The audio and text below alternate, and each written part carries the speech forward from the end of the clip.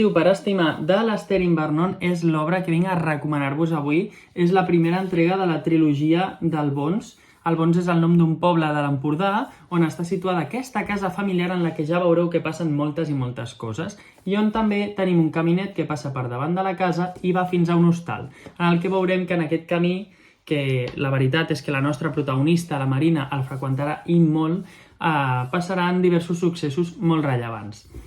Us he de dir que a mi m'ha agradat sobretot per l'estil de l'escriptura. És una escriptura molt àgil però a la vegada totalment dolça. O sigui, tu vas passant pàgines i et vas entrant en la novel·la fins que arribes al final i no has pogut sortir-hi. No sé, és com que t'enganxa perquè està molt, molt ben escrit. I a més d'això, també perquè és una novel·la que té una profunditat més enllà, i en aquest cas jo el que he trobat és que toca moltíssims temes.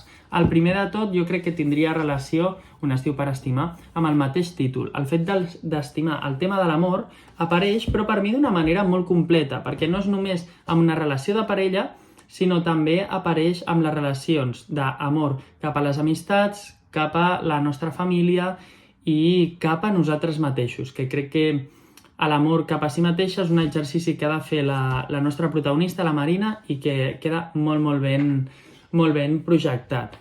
En la nostra protagonista veurem que hi ha una evolució molt gran des de l'inici de la novel·la cap al final, i això m'agrada perquè fa que el personatge sigui rodó i evolucioni. I suposo que en les següents dues entregues veurem encara més com creix personalment la Marina.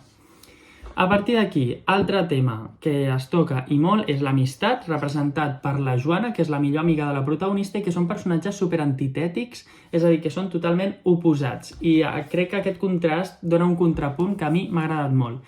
També les relacions familiars i els secrets de la família crec que són un element superimportant i un tema que enganxa molt a la novel·la, perquè és com que hi ha una trama central, però realment hi ha com moltes trames petitetes que es van lligant, van apareixent, se'n van anant, no sé, a mi m'agrada. I tal com deia a la faixa que tenia el llibre quan el vaig obrir, és una novel·la de segones oportunitats, però no cap a les altres persones només, sinó també cap als mateixos personatges a si mateixos.